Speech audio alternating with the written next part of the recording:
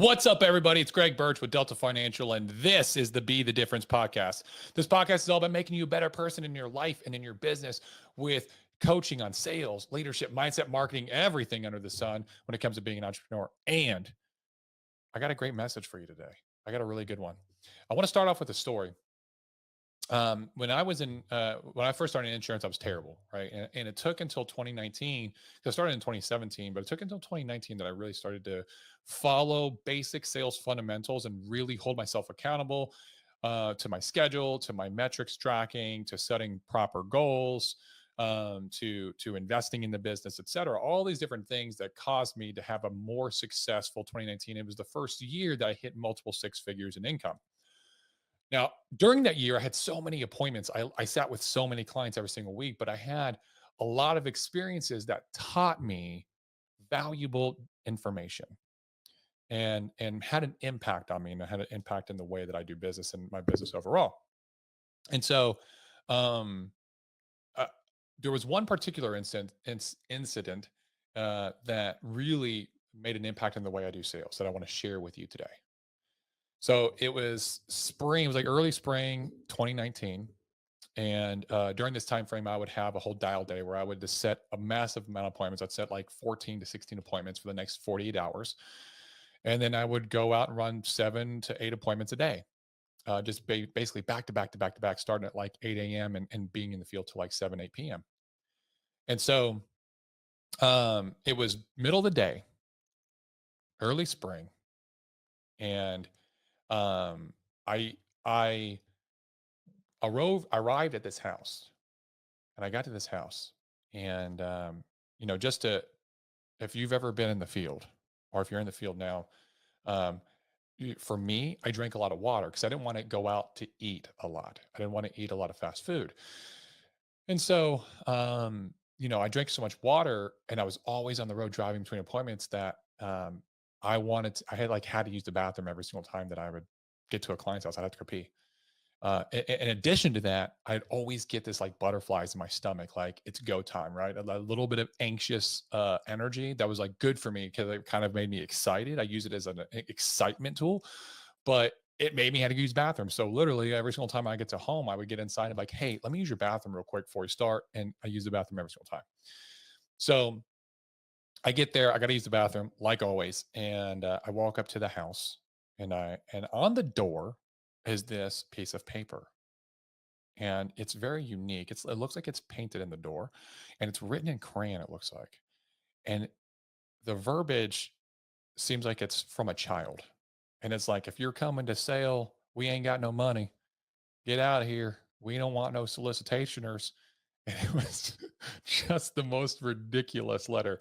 And it looked like it was painted in, like it looked like they taped it on and then they painted the door afterwards, and they painted the edges of the paper into the door. And so it was a very weird situation. I was like, looked, I was like, that's weird.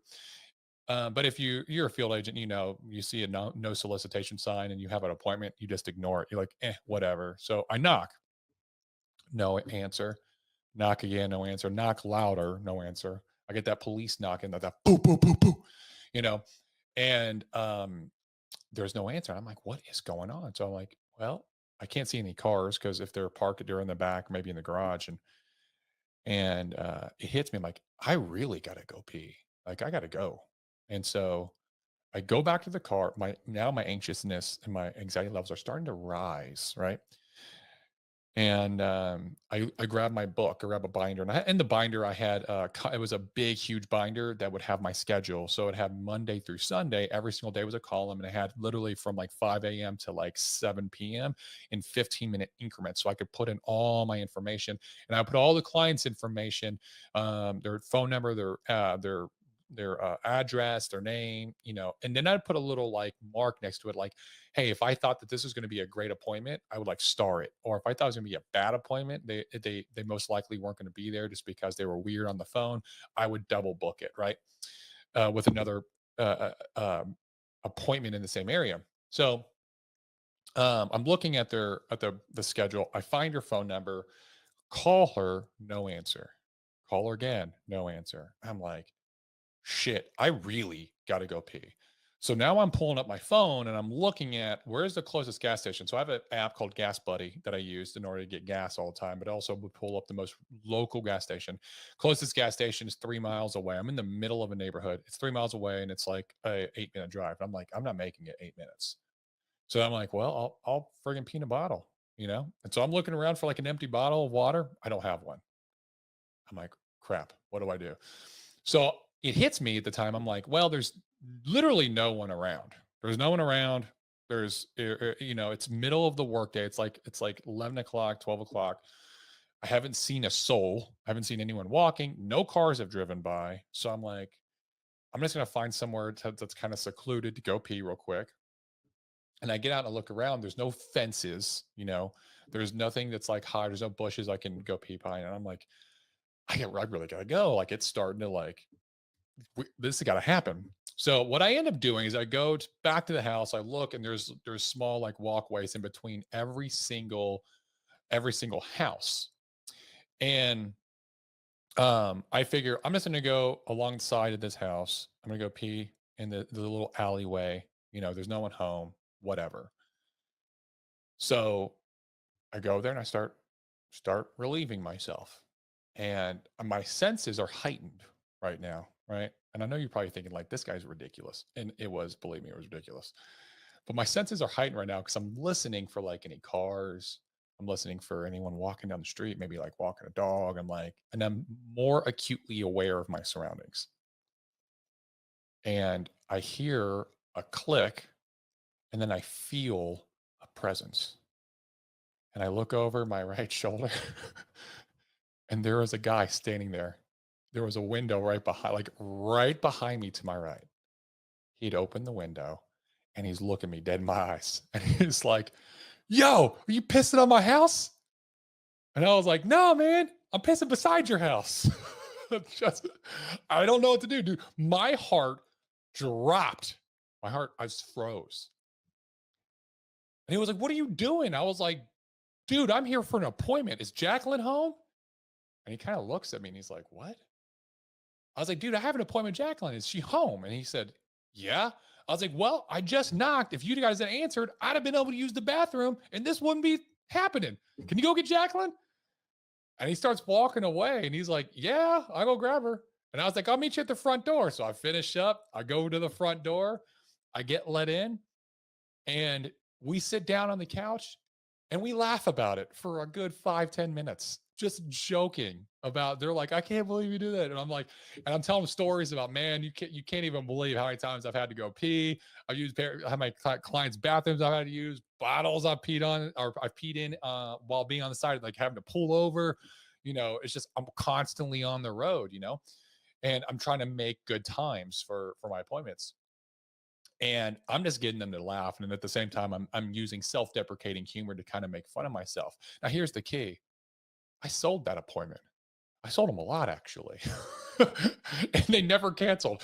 And here's why. Here's what I took away from this is humor actually helps to make people feel more connected to you. It helps to actually lower the walls of the sale, right? Because what happens in most sales is that you come in, they know that you're trying to sell them something, right? So they automatically apprehensive, right?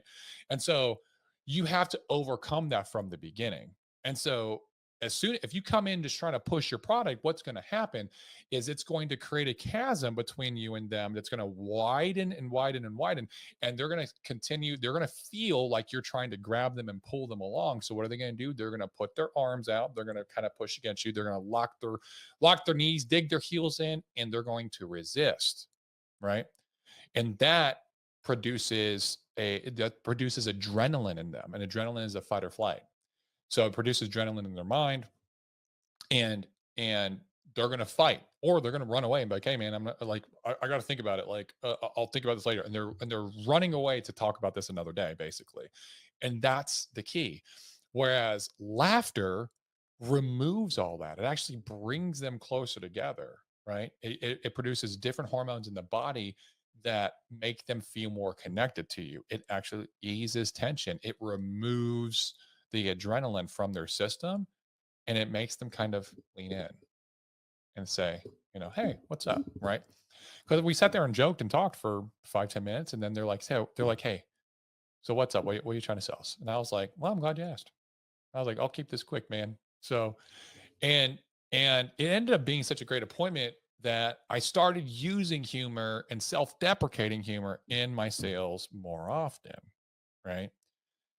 And it's been a great tool to use. Now, you can't when you practice this, like this happened just off of happenstance. Like this was an accidental occurrence that happened to go in my favor, but I learned something from it. I took it away and I applied it to my business. But you can also apply this to your business. You can apply this in your appointments. And I always tell my agents is self-deprecating humor, kind of making fun of yourself. It makes them laugh, but they'll also be like, "Oh, no, no, no, it's not that big of a deal, right?" So I always make fun of my height. I'm 6'7". Well, right now I'm about 225, but I was 250 at the time. So I was 6'7", 250, big dude. And I always joke around that everyone thinks I'm a basketball player, but I'm so uncoordinated. Like, hey man, people think I play football. People think I play basketball because look like a tight end. I'm like, don't ask for an autograph because I'm not coordinated, right? And it makes them laugh and chuckle, and I'm kind of making fun of myself, but it eases tensions and lowers those walls. So next time that you're in a home, you can practice and try doing a little bit of self-deprecating humor, make them chuckle in order to ease some tension, right? And the more you practice it, the better you'll get. Like if you never practice, if you're like, I'm not a funny person, you're going to be able to find ways to be funny if you really, really try, right? And it might fall flat the first time you try it, but I promise you, when you get good at it, what's going to happen is that you're going to build better, long lasting relationships with your clients because they're going to want to hear from you even more. So apply this to your business, apply this to your appointments when you're in a sales situation or even in a leadership situation. Sometimes it works as well there. And you'll be amazed at the output and the outcome that will happen from the input that you're putting in. So, if you got any value from this, do me a favor. Go ahead and share this on your social media. Share this with your friends. Share this with other people you know they're in sales or as an entrepreneur. We grow this podcast by word of mouth. And that's what I need your help with, is to help us grow this by you sharing this information. Also, do me a favor. I need help to get more ratings on the Apple podcast. So if you like this content, if you like that story, go give me a 5-star review and leave a little review for us. Okay. A little bit of notes. I've committed to doing the Nashville Hard Rock Marathon, April 22nd. If you're interested in doing the Hard Rock Marathon with me, or even doing because you can do a half marathon, you can do a 10 miler, you can do a 10K, a 5K, a 1 miler.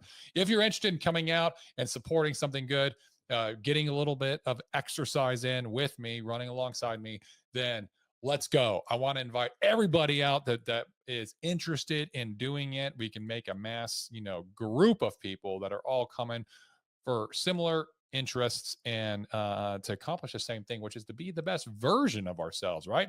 So again, it's April 22nd in Nashville Hard Rock Marathon. Let's go. This has been the Be the Difference podcast. I'm your host, Greg Birch.